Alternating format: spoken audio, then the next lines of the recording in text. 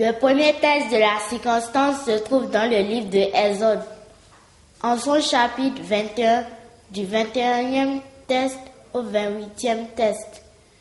Exode 21, 21 à 28. Méditant la parole de Dieu. Bien-aimés en Christ, soyez très nombreux à écouter, à visionner notre émission La Voix de l'Éternel Dieu.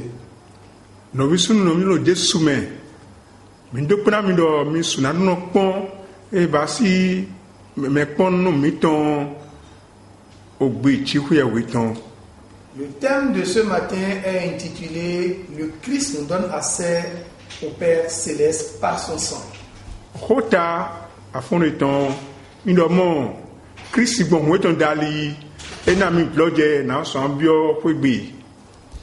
Les textes de base vous seront lus par Mademoiselle Ramon Onievando.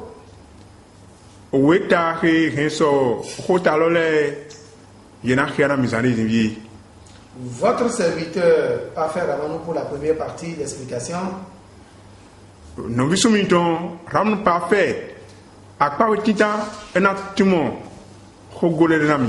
La partie 2, le Christ par son roi Édouard.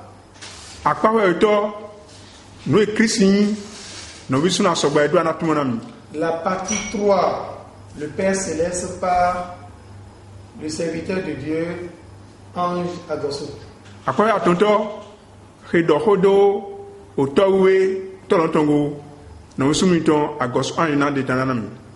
Nous avons à charge de donner l'explication des mots, le sang du Christ. Qu'est-ce que c'est que le sang? Quand nous prenons Lévitique 17, verset 11, le sang est la vie de toute créature. Les animaux ont du sang. Les arbres ont du sang qu'on appelle la sève. Les hommes ont du sang. Et la vie se trouve dans le sang. Quelqu'un qui offre sa vie offre son sang. Quelqu'un qui offre son sang a offert sa vie. Nous pouvons le voir aujourd'hui, les dons de sang que nous faisons pour sauver les autres qui sont dans le besoin.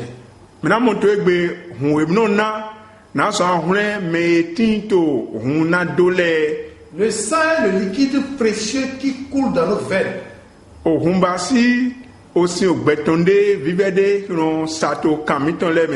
Pour les hommes, c'est en général 5 à 6 litres.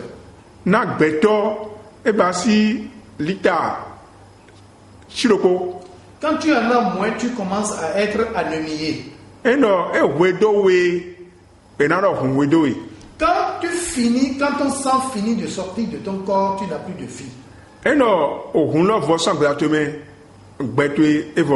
Les opérations de don de sang que nous faisons sont le type de salut, de sauver les autres que le Christ est venu faire pour nous.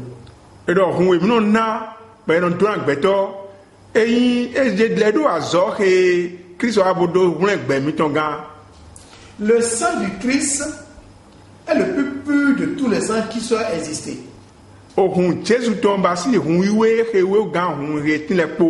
Parce que ce sang n'est pas venu d'un homme.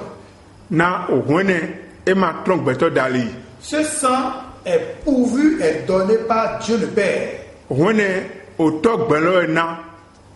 Parce que le Christ n'est pas né biologiquement.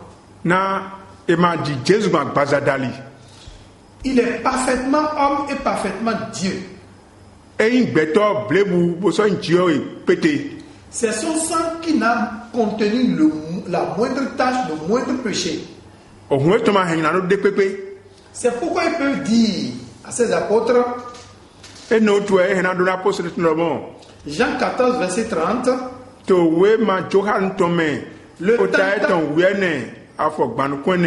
le tentateur arrive.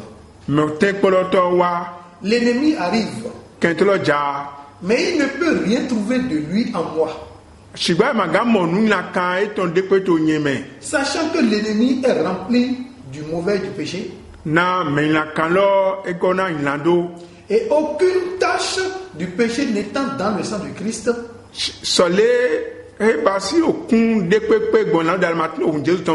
Le tentateur en aucun cas ne peut avoir le dessus sur lui. Car c'est ce sang qu'il doit offrir pour sauver les hommes de la mort. Alors, la deuxième partie qui nous donne assez. Le sang nous donne assez.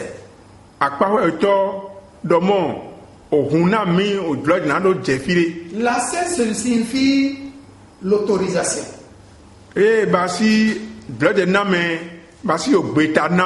L'accès signifie donner droit.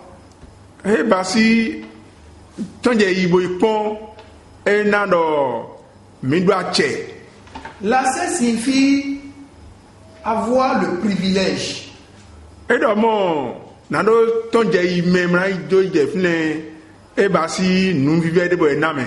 L'accès signifie ce dont nous ne pouvons pas aujourd'hui. L'impossible est devenu possible.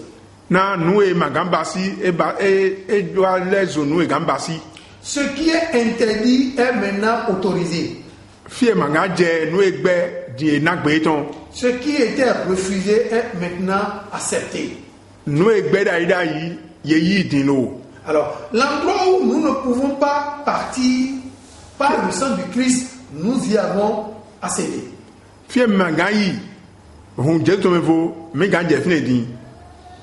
Et nous allons aborder la troisième partie de cette explication qui est le Père Céleste.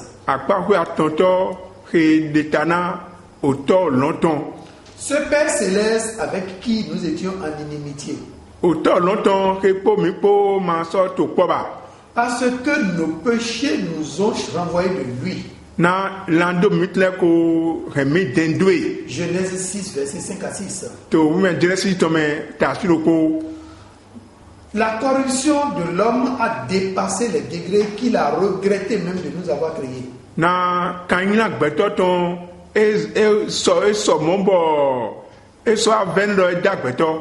Quand nous prenons Psaume 14, verset 2,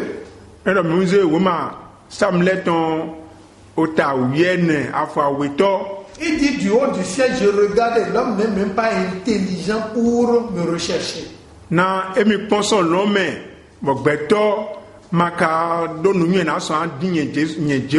Quand nous prenons Ésaïe 1, verset 3, alors, le bœuf connaît son propriétaire.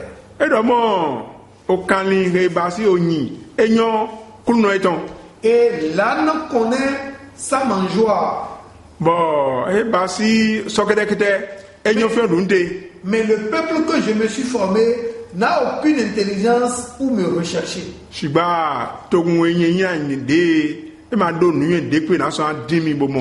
Et quand nous prenons Jérémie 8, verset 7,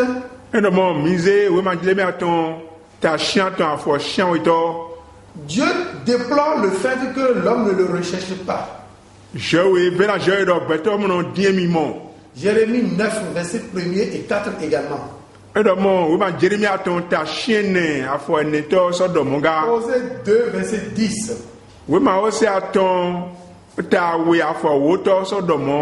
L'homme a ignoré que Dieu, le Père, est son créateur.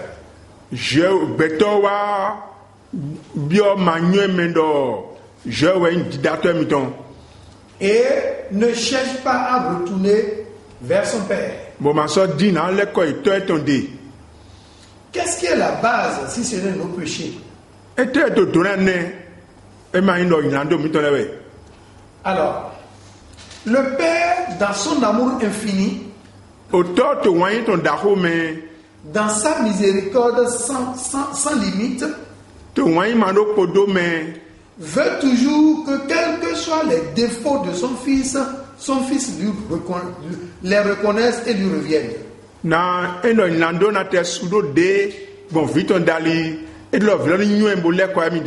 Il dit, je haïs le péché, mais j'aime le pécheur.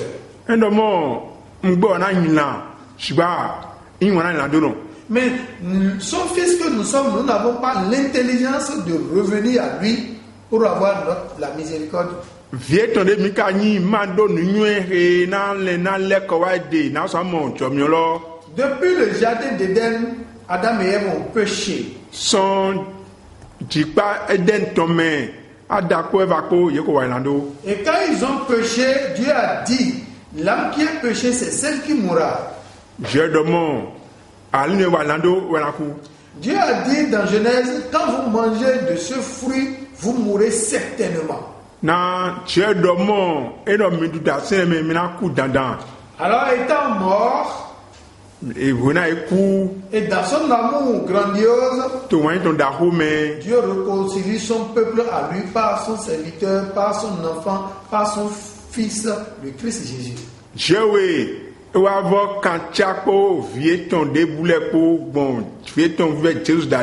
C'est dans le corps, c'est seulement dans le corps du Christ que les deux ennemis jurés que nous étions pouvons nous mettre encore ensemble.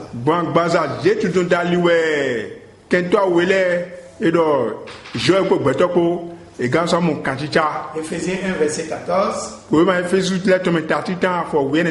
quand nous prenons Ézéchiel 37 à partir du 15e verset, nous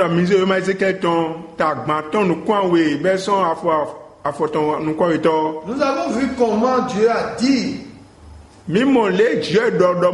à ce qu'on prenne un bois du nom de la famille de Joseph, de la tribu de Joseph, et un bois de la famille d'Éphraïm, et de les mettre ensemble afin que les deux deviennent un dans sa main. C'est le symbolisme du Christ qui dans son corps a mis le Père céleste et nous autres pécheurs ensemble. Il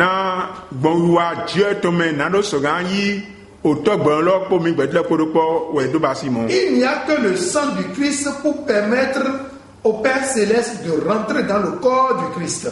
Il n'y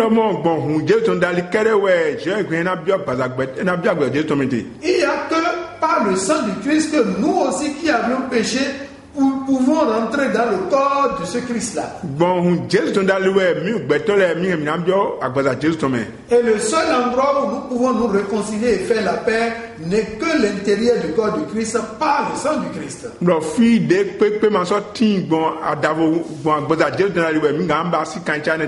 Christ a fait ce grand travail pour nous, pour toi et moi. Est-ce que tu le reconnais?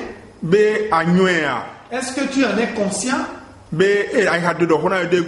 ce que tu devais, que tu ne pouvais jamais payer, le Christ par son sang l'a payé à ta place?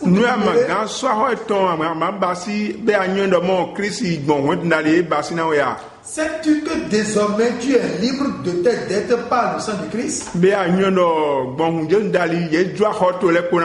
Quand nous prenons Romains 10, verset 17, ceci nous l'éteigne. Si tu crois que Christ est mort et ressuscité pour toi, tu es désormais libre de toutes tes dettes vis-à-vis de l'ennemi.